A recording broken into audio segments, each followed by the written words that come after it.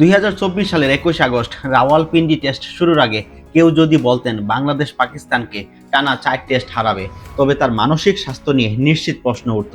কিন্তু 20 মে 2026 সাল সিলেট টেস্টে পাকিস্তানকে 78 রানে হারিয়ে ইতিহাস গড়ল বাংলাদেশ ক্রিকেট টিম। সেই রাওয়ালপিন্ডি আর সিলেটের মাঝে পাকিস্তানের বিপক্ষে মোট 4টি ম্যাচে 4টিতেই জিতে রেকর্ড গড়ল বাংলাদেশ। ক্রিকেট পাড়ার এই অবিশ্বাস্য সমীকরণ দেখে কলকাতার অভিনেতা মিঠুন চক্রবর্তী সেই বিখ্যাত সংলাপ মনে পড়ে যায়, মারবো এখানে, লাশ পড়বে শ্মশানে।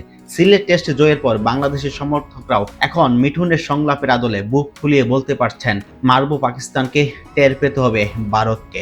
শুধু মুখের কথা নয়, মাঠের পারফরম্যান্স জুড়ে যখন বিশ্ব টেস্ট চ্যাম্পিয়নশিপ টেবিলে চিরপ্রতিদ্বন্দ্বী ভারতকে পেছনে ফেলেছে বাংলাদেশ ক্রিকেট টিম।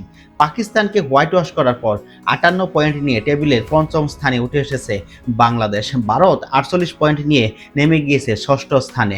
বাংলাদেশের কাছে বিধ্বস্ত হয়ে পাকিস্তান মাত্র 8 পয়েন্ট নিয়ে 9 দলের মধ্যে এখন 8ম স্থানে অবস্থান করছেন। কিছুদিন আগ পর্যন্ত বাংলাদেশ ক্রিকেট নিয়ে বেশিরভাগ সমর্থকরা চরম হতাশ ছিলেন। মাঠের চেয়ে ক্রিকেট বোর্ডে খেলাধুলা হচ্ছিল বেশি। ওদিকে হামজা চৌধুরীর কল্যাণে ফুটবলে এগিয়ে আসায় সামাজিক যোগাযোগ মাধ্যমে ক্রিকেটের জনপ্রিয়তা কমছিল বেশ।